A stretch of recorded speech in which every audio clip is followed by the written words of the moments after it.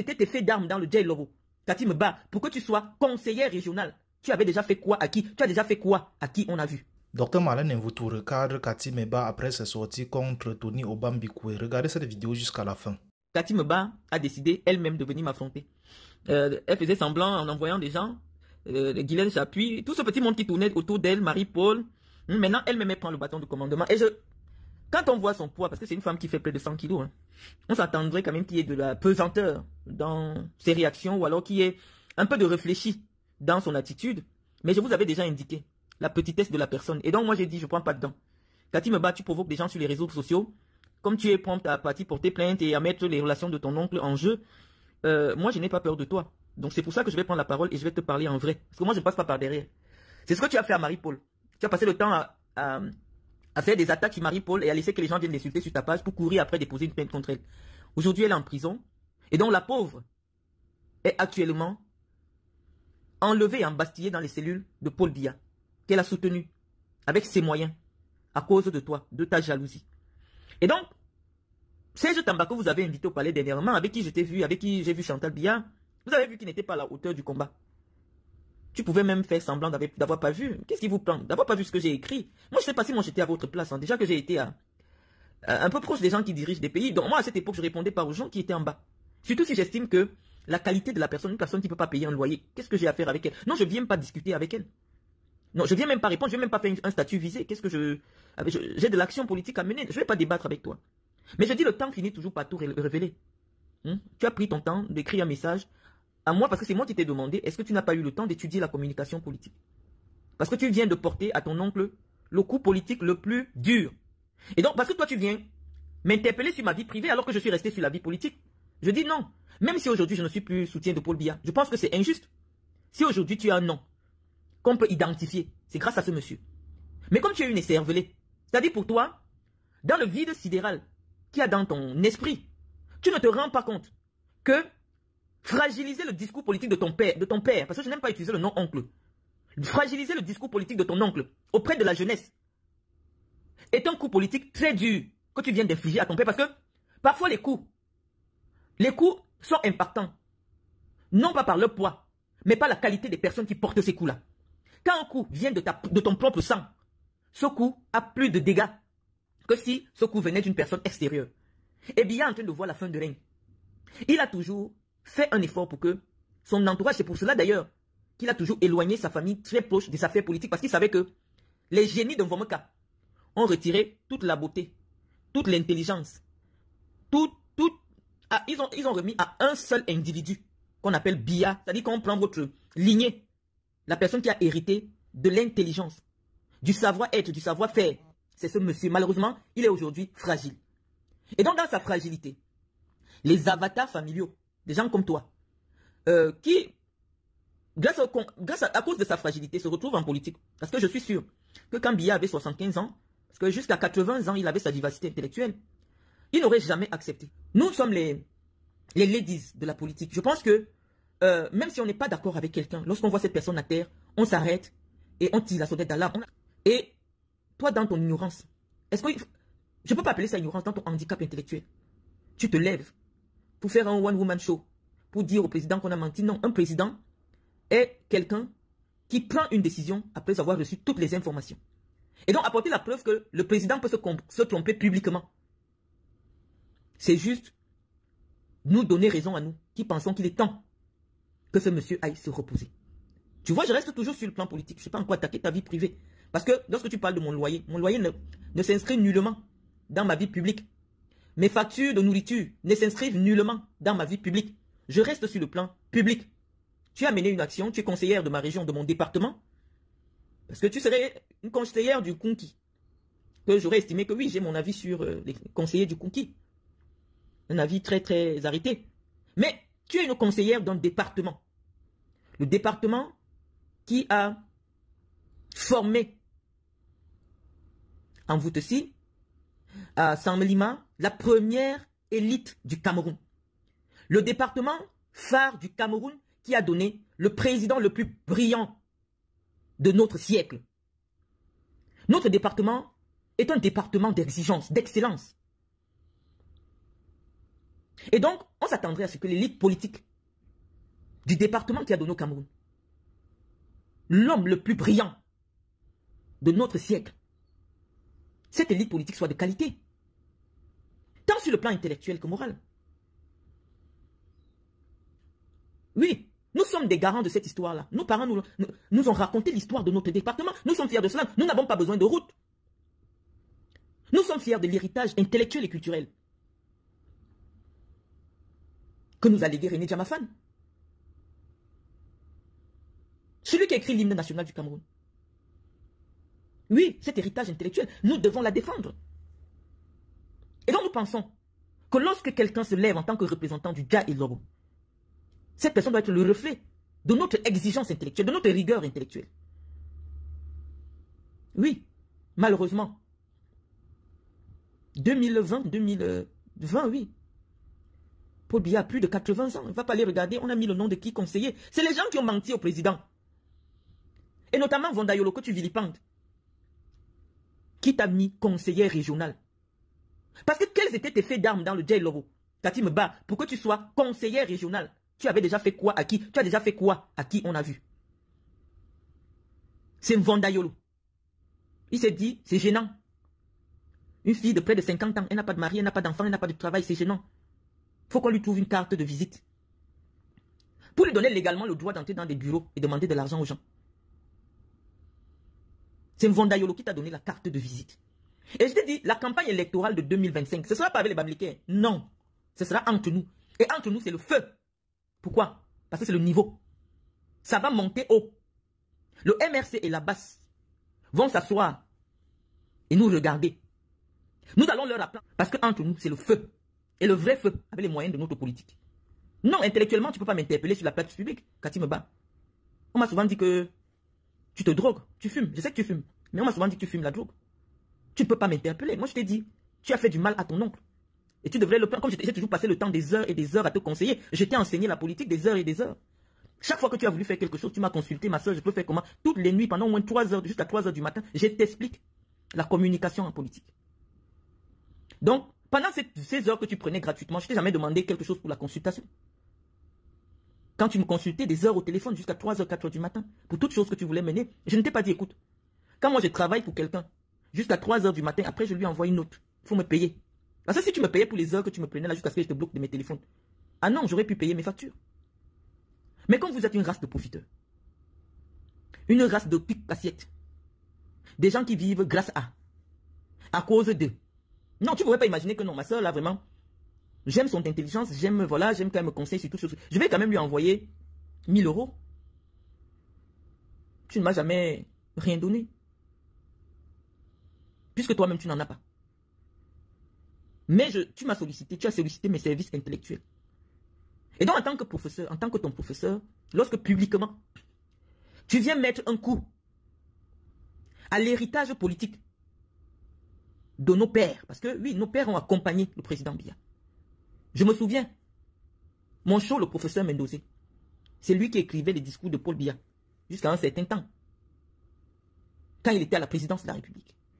Et oui, on peut remarquer que effectivement, la qualité des discours du président a dégradé, mais oui, malheureusement, le président s'est séparé des cerveaux qui étaient autour de lui. On se souvient, Femme Dongo avait aussi eu cette tâche à un moment. Le niveau y était. Et donc nous pensons que l'humiliation doit s'arrêter à ce niveau. Ce monsieur a été suffisamment humilié et qu'aujourd'hui, des coups viennent de sa propre famille. C'est inacceptable sur le plan politique. Tu ne peux pas exister politiquement dans le Dja Lobo. Si Biya disparaît, tu n'es rien, tu n'es personne. Tu n'as pas les moyens. Que ce soit intellectuel, financier, sociaux, tu n'as pas de moyens. Je suis arrivé dans ton village. Si tu as une case, parce que tu aimes filmer les choses des gens, c'est au Bambiko, il peut te porter plainte. Mais sa plainte n'ira nulle part. Parce que malheureusement, toi, tu n'es pas justiciable dans un pays de droit comme le Cameroun. Pour le simple fait que tu es la nièce de celui qui est président. De quel droit te permets-tu d'aller filmer l'entreprise de quelqu'un? Est-ce que tu connais son manque à gagner? Est-ce qu'une entreprise, lorsqu'elle est constituée sur le plan légal, a besoin forcément d'avoir des bureaux? Toutes les holdings américaines, toutes les entreprises françaises qui ont seulement besoin d'une boîte aux lettres, qui font des chiffres d'affaires en centaines de millions d'euros, c'est une boîte aux lettres. Et ce n'est pas parce que c'est simplement une boîte aux lettres que l'activité économique de cette entreprise ne fonctionne pas. Tu viens détruire l'image d'un jeune simplement parce que le président a cité son nom. chose qui n'est pas établie sur le plan juridique, c'est de la diffamation. Lui, au moins, il y a des locaux, je te dis, en France, on appelle ça de la domiciliation d'entreprise. Il y a des entreprises en Europe, et même, je ne sais pas si, au Cameroun, qui louent une boîte aux lettres, mais qui ont un chiffre d'affaires en millions d'euros. Parce qu'aujourd'hui, la gestion moderne est dématérialisée. La gestion administrative moderne est dématérialisée. C'est ce que nous demandons à Paul Biya. De dématérialiser l'administration camerounaise. Au Cameroun aujourd'hui, lorsque tu as besoin d'une démarche administrative, tu dois aller passer toute la journée dans une administration, personne ne te reçoit. Or, si tout était informatisé, en Europe, où tu as vécu, où tu es aussi venu, Boza, te chercher, comme nous autres là, comme ceux qui ne peuvent pas payer les factures, tu es venu te chercher. Tu as bien vu que quelle que soit la démarche administrative que tu veux, dans n'importe quelle administration en Europe, un clic, on ne cherche pas à savoir, tu es l'enfant de qui, tu es la nièce de qui, non, ça arrive directement dans ta boîte aux lettres, le papier est déjà là. Cette fluidité, cette transparence, c'est ça qui garantit l'efficacité de l'administration. Je te parle des choses que tu peux comprendre, sans toucher à ta vie privée. Mais nous allons toucher à ta vie privée parce que toi, tu penses que le niveau de débat que tu peux avoir avec moi, c'est la vie privée. C'est vous qui venez me chercher. J'ai dit, 2025, on ne fuit aucun combat. Tu as vu, ce sont mes soldats. Moi, je ne suis pas sur ta page. Ce sont mes soldats qui me réveillent. Moi, j'ai fait la fête de la Saint-Valentin hier. Moi, j'ai un homme dans ma vie que je peux montrer. J'ai fait ma Saint-Valentin, on me réveille, il y a combat. Donc, je vais venir te répondre. Je disais aux Camerounais que non. La modernité, la modernisation de l'administration aujourd'hui est un chantier essentiel pour amener le Cameroun à l'émergence. On dit que le Cameroun aujourd'hui compte parmi les pays les plus corrompus du monde. Et c'est la raison pour laquelle personne ne veut dématérialiser la démarche, l'administration. Vous voyez une illettrée comme celle-là, qui se lève, elle va filmer les locaux de quelqu'un. Elle dit c'est toujours fermé, ça veut dire que ça ne fonctionne pas. Une idiote.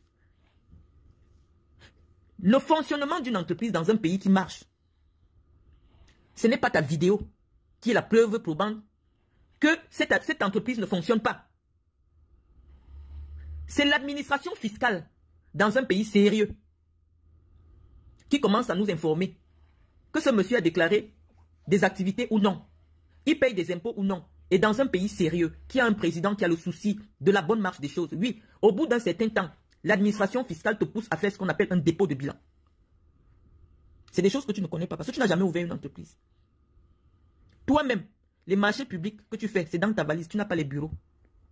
Tu n'as jamais payé un bureau. Les marchés publics que tu fais, si on te demande, montre-nous l'entreprise, ton entreprise et les employés, tu ne peux pas. Parce que ce n'est pas ça qui fait, sur le plan du droit. Ce n'est pas l'entreprise physique qui garantit la vitalité de l'entreprise. Ce n'est pas le bien physique qui garantit la vitalité d'une entreprise. Donc, si les impôts disent que Obambikwe déclare son activité et qu'il est en règle avec l'administration fiscale, ça veut dire que son entreprise fonctionne. Et dans un pays qui marche, si son entreprise ne fonctionnait pas, on allait lui dire, monsieur, tu passes au tribunal de commerce pour un dépôt de bilan. Il devait avoir ce qu'on appelle en droit une liquidation judiciaire de cette activité-là. Donc, tant que ces étapes, sur le plan du droit, ne sont pas arrivées, tu ne peux pas dire que l'entreprise de quelqu'un est fictive. C'est de la diffamation. Mais toi, tu fais partie des gens qui ont le droit de diffamer les autres sur les réseaux sociaux. Impunément. Mais quand on vient te répondre, toi qui provoques les gens, Obama n'a jamais pris. Obama, c'est un gars boulot. Il n'a jamais pris de vidéo pour parler de toi. Il ne te cherche pas, il ne te connaît pas. Son nom à l'arrivée à la présidence, on ne connaît pas par quelle alchimie. Il n'a rien demandé à personne. Comme ça te gratte.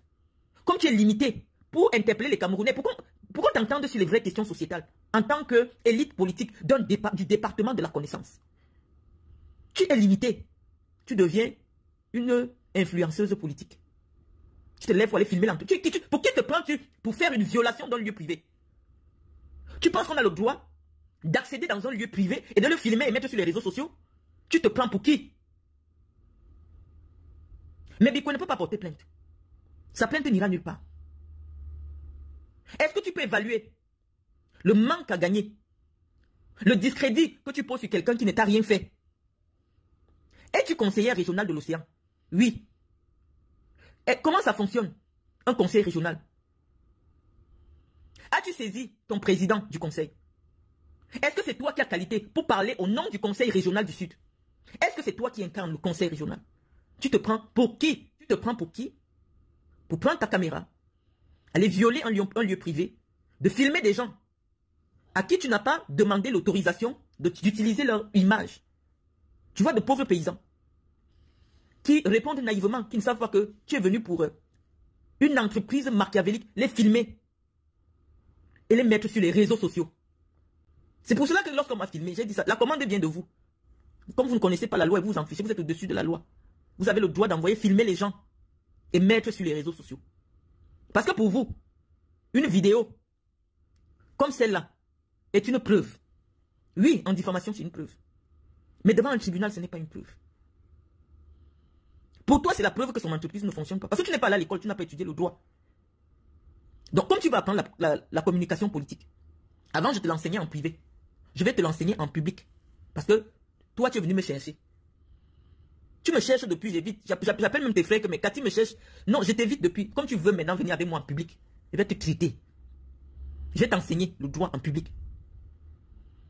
J'étais en train de t'expliquer, Cathy Meba, que c'est le tribunal de commerce qui est le seul habilité à se lever et dire que cette personne fait une activité fictive et fait un dépôt de bilan et une liquidation judiciaire.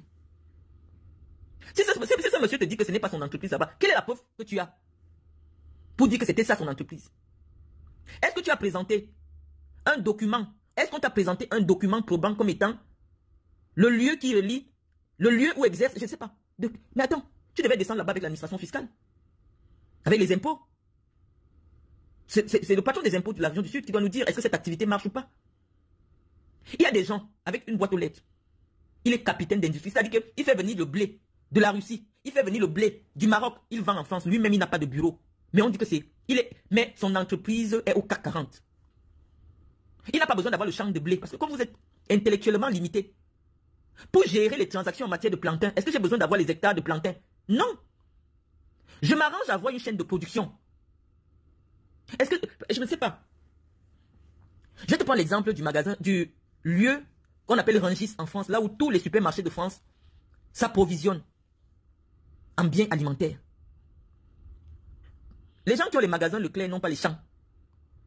Ils ont affaire à des gens comme Obambikwe, qui connectent tous les cultivateurs. Quand on dit, toi tu fais dans le poivron, ils font le tour de l'Europe, le tour de la France pour collecter tous les producteurs. Il est assis derrière son ordinateur. Il est assis derrière son ordinateur. Mais il connecte tous les cultivateurs de poivrons du monde pour avoir le prix le plus attractif et le servir dans la chaîne des systèmes U, dans la chaîne de Leclerc. Un seul individu assis derrière son ordinateur. Il n'a pas le champ. Mais quand on va le présenter, on va dire que c'est le patron du poivron en France. Mais lui-même, il n'a pas le champ de poivron. Il n'a qu'un seul ordinateur avec lequel il se balade. Mais c'est lui qui approvisionne la France en poivron. Donc, le fait d'aller filmer des bâtiments qui sont vides, oui, aujourd'hui, à l'ère de la digitalisation, tu peux installer ton secrétariat au Maroc. En quelques clics sur Internet, les personnes qui répondent à ton téléphone, toi-même, tu ne les as jamais vues. Le standard de ton entreprise, c'est-à-dire qu'on appelle ton entreprise, c'est des gens au Maroc qui ne te connaissent pas, qui répondent au téléphone. C'est ça qu'on appelle la modernisation. Quand vous appelez des administrations en France, ceux qui vous répondent ne vivent même pas en France. Ils sont peut-être en Chine. Mais la France a fait un contrat avec une société qui fait du télétravail, qui embauche un secrétariat virtuel. C'est-à-dire que les gens même qui vous répondent ne sont pas dans le pays pour lequel vous sollicitez le service. Il y a des entreprises qui existent, les médecins, tout ça. Quand tu appelles pour prendre le rendez-vous, la personne même qui te répond n'a jamais vu le médecin. Mais on ne va pas dire que c'est une fausse entreprise qui n'existe pas. On dit aujourd'hui que l'administration est moderne. C'est ça qu'on a demandé à ton oncle, à ton père, d'amener au Cameroun. C'est-à-dire que quand tu as besoin de quelque chose au ministère des Finances, tu appelles un standard. Le standard est basé peut-être au Maroc ou en Azerbaïdjan. On te répond en te respectant. Tu as ton service en 2 minutes. C'est ça qu'on a demandé à ton oncle depuis. On n'a pas eu. Tu persistes dans la bêtise. Mais quand tu vas faire la publicité de ton... Moi, je n'ai pas écrit sur toi avec mon compte connu. Mais quand tu veux que je vienne mettre le Vuvuzela, parce que moi je suis le Vuvuzela, quand je prends la parole, ça part partout. Même Paul Biya comprend. La preuve est que toi, tu l'as né, ce Paul Biya, tu es au courant. Quand je parle là, ça entre dans tes oreilles. C'est pour ça que tu viens chercher, parce que tu as l'impression que Paul Biya n'a pas bien vu ton action. Donc c'est pour ça que tu viens m'appeler, parce que tu sais que quand je vais parler, les gens de la présidence vont écouter et venir voir que Cathy a fait comme ça. Tu viens chercher le Vuvuzela. Je te dis que tu es un fardeau politique. Tu es un fardeau politique. Quand je t'ai expliqué, tout ce qui justifie la vitalité, c'est-à-dire les impôts. Quelqu'un peut ne pas avoir son bureau tant que les impôts disent que cette entreprise existe. Et pour qu'une entreprise existe, ça veut dire quoi? Elle enregistre des activités, elle paye ses impôts. On n'a pas encore déclaré sa liquidation judiciaire. Juridiquement, elle existe. Et venir sur la place publique, dire que c'est une entreprise fictive, le président s'est trompé, on a menti au président, tu es dans ce que le droit appelle la diffamation.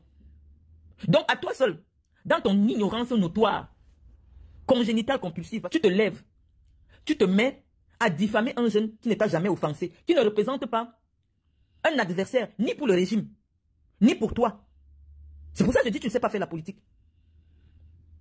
Tu n'as jamais fait dans l'entrepreneuriat, tu ne connais pas les difficultés qu'un jeune peut rencontrer au Cameroun, quand il veut venir s'installer. Il peut avoir des factures qui sont bloquées, il peut avoir des difficultés à avoir accès au crédit dans les banques. Ça, c'est encore une autre version. Oui, peut-être qu'il est en cessation de paiement, parce que quand tu es entrepreneur, ça existe.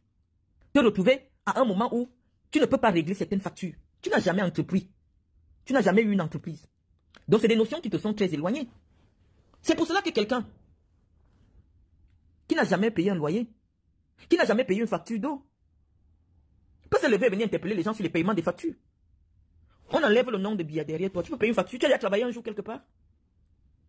Est-ce que tu as déjà travaillé un jour quelque part avec la possibilité de louer une maison de 50 000 à Yaoundé? Parce que même si tu peux pas travailler, parce que j'ai vu, les gens veulent dire que tu as travaillé à la Sonnelle. Ton niveau intellectuel, à la Sonnelle, le salaire c'est 82 000. Les gens qui n'ont pas le BPC ont 82 000 francs. Ça veut dire que tu ne peux pas louer la maison de 50 000.